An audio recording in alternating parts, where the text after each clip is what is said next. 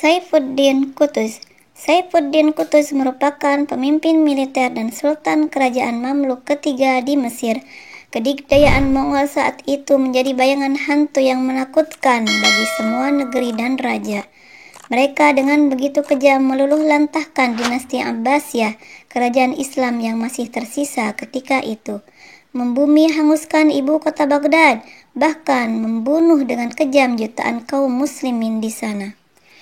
Ketika Mongol sampai di wilayah Syam, mereka mengutus duta kepada Qutuz agar menyerah dan tunduk kepada Mongol. Kesombongan Mongol di bawah pemimpin Hulagu Khan membuat Qutuz naik pitam. Qutuz membalas sikap Mongol yang menganggap remeh daulah Mamluk ini dengan memenggal para utusan itu, kemudian memajang kepala mereka di depan gerbang Zuailah, salah satu gerbang di kota kuno Kairo, Mesir. Hal ini menegaskan sikap daulah Mamluk. Mereka menyambut genderang perang yang ditabuh Mongol terhadap negara-negara Islam.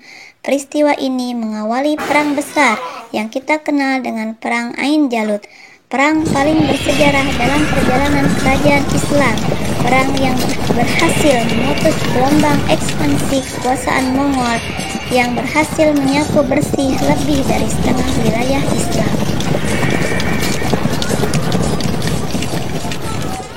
Pertempuran Ain Jalut terjadi pada tanggal 3 September 1260 di sebuah tempat di Palestina bernama Ain Jalut antara kerajaan Islam Mamluk Mesir yang dipimpin oleh Qutuz dan Panglima Baibars berhadapan dengan tentara Mongol di bawah Raja Hulagu Khan yang menunjuk Panglima Kitbuga memimpin pasukan Mongol ketika itu.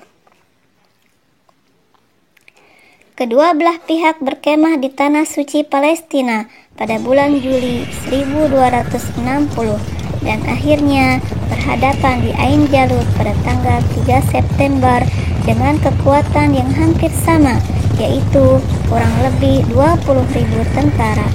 Taktik yang dipakai oleh Qutuz adalah dengan memancing keluar pasukan berkuda Mongol yang terkenal hebat sekaligus kejam ke arah lembah sempit sehingga terjebak.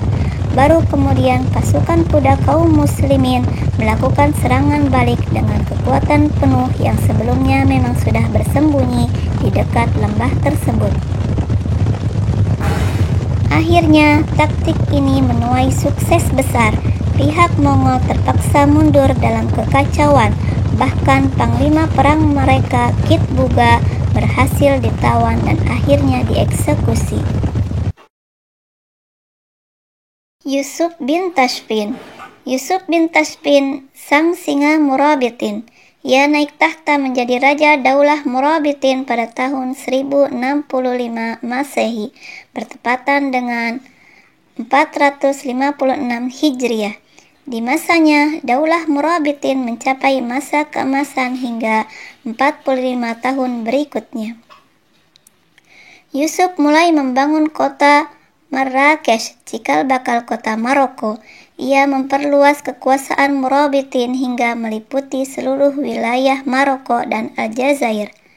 Kerajaan Islam di Spanyol ketika itu dalam masa kemunduran karena mereka terpecah menjadi negara-negara kecil yang saling bermusuhan satu sama lain.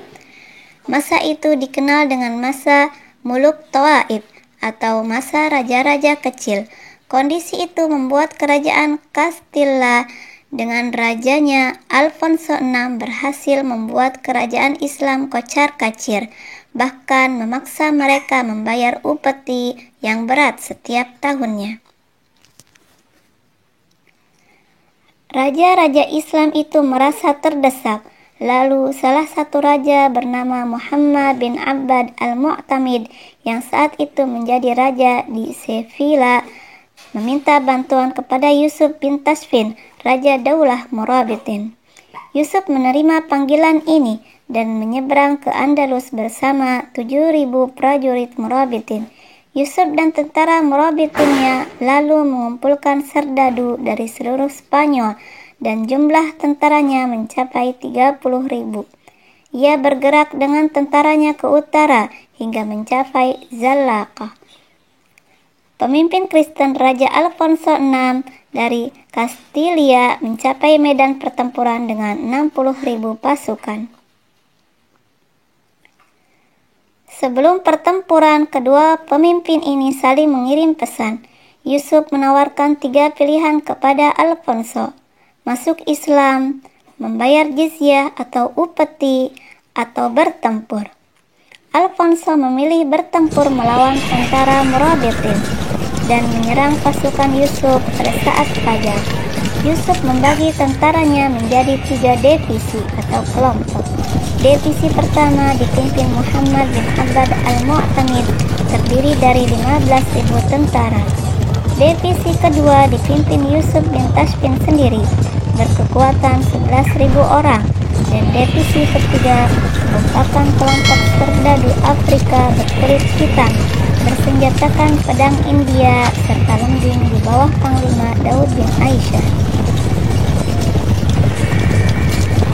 Awalnya pasukan Al-Mu'tabid bertempur sendirian melawan Alfonso VI.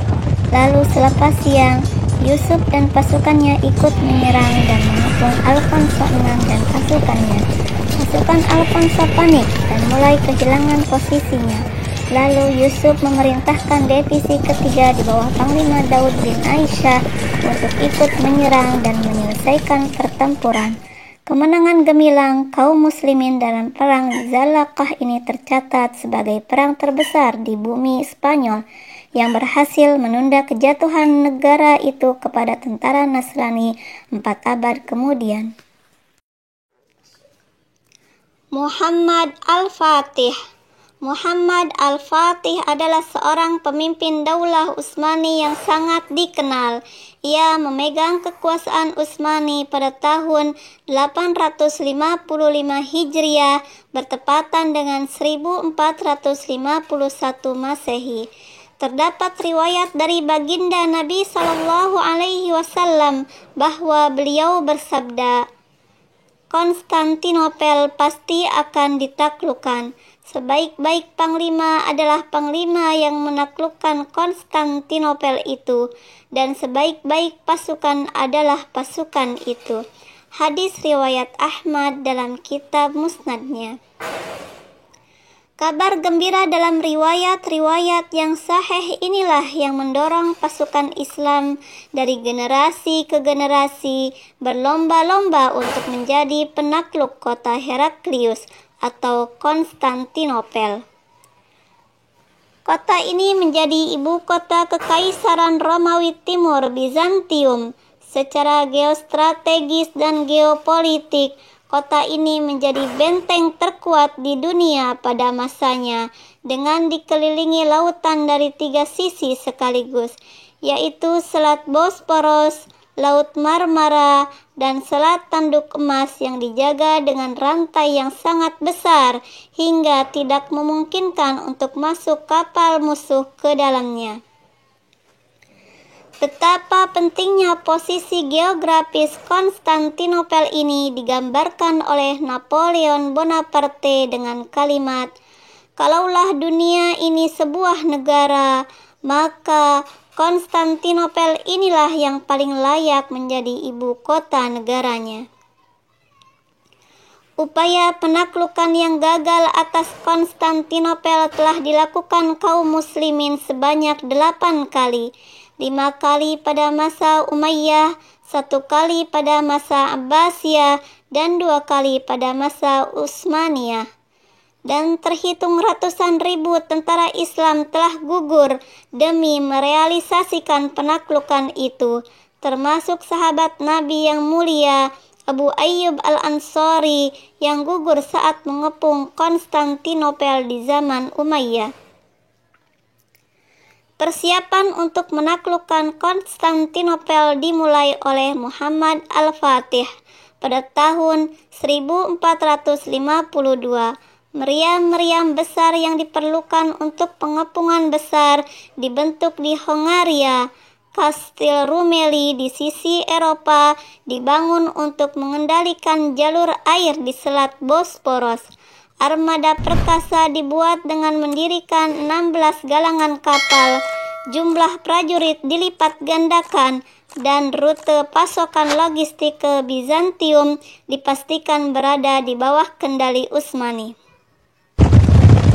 Pada bulan April 1453, pasukan perbatasan Utsmani pertama kali terlihat di depan kota. Pengepungan dimulai.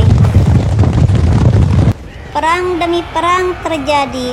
Ratusan ribu pasukan telah gugur hingga pada 22 April 1453 dini hari, Bizantium terkejut dan ngeri ketika mereka melihat kapal-kapal Utsmani berlayar di daratan dan bergerak turun dari perbukitan.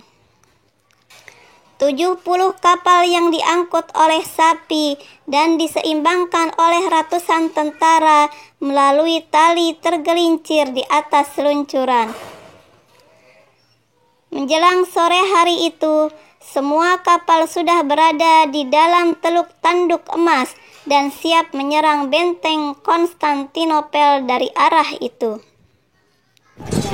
Hingga pada 29 Mei 1453, Sultan Al-Fatih berhasil memasuki Konstantinopel.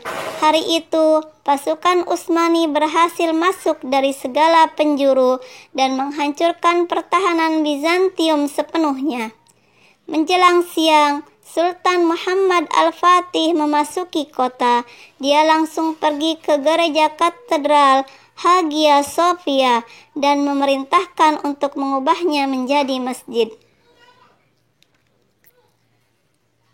Nama Konstantinopel diubah menjadi Islambul, yang artinya masuk Islam sepenuhnya atau Islam secara keseluruhan. Pada masa kini, Istanbul menjadi ibu kota Republik Turki.